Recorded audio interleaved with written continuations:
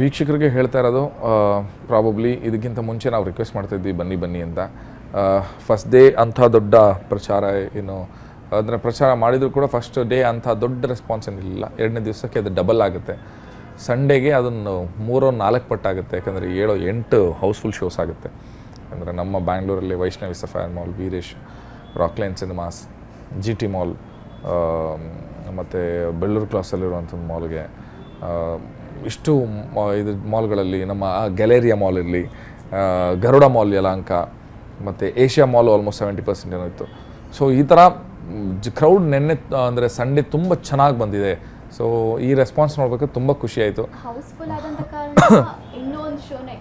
ಹೌದು, ಈಗ ವೀರೇಶಲ್ಲಿ extra show, ರಾಕ್ಲೈನಲ್ಲಿ extra ಶೋಸ್ನ ಅವರವರೇ ಕೊಡ್ತಾ ಇದ್ದಾರೆ. ಸೊ ಡೆಫಿನೆಟ್ಲಿ ಅದ್ರ ಖುಷಿ ಇದೆ. ಸೊ ಜನ ಅಟ್ಲೀಸ್ಟ್ ಅದನ್ನ ನೋಡಿಕೊಂಡು ಡೆಫಿನೆಟ್ಲಿ ಸುಮ್ಮನೆ ಅಂತೂ ಬರಲ್ಲ. ಅವ್ರಿಗೂ ಕೇಳ್ಪಟ್ಟಿರ್ತಾರೆ ಈ ಥರ. ಅವ್ರಿಗೆ ಆ್ಯಕ್ಚುಲಿ ಜೆನ್ಯೂನ್ ಆಗಿ ವರ್ಡ್ ಆಫ್ ಮೌತಲ್ಲೇ ಹೋಗಬೇಕು. ಇವತ್ತಿನ ದಿನಕ್ಕೆ ವರ್ಕ್ ಆಗ್ತಾ ಇರೋದೇ ಹೊಸ ಸಿನಿಮಾಗಳು ವರ್ಡ್ ಆಫ್ ಮೌತ್. ಅಂದರೆ ಯಾರೋ ಜೆನ್ಯೂನ್ ಆಗಿ ಬಂದು ಹೇಳ್ತೀನಿ ಈ ಥರ ಒಂದು ಸಿನಿಮಾ ಹೋಗಿದ್ದೆ ಚೆನ್ನಾಗಿದೆ ಅಂತ ಹೇಳಿದಾಗಲೇ ಬರೋದು. ಅದು ಇವಾಗ ಮೆಲ್ಲೆ ಸ್ಟಾರ್ಟ್ ಆಗಿದೆ.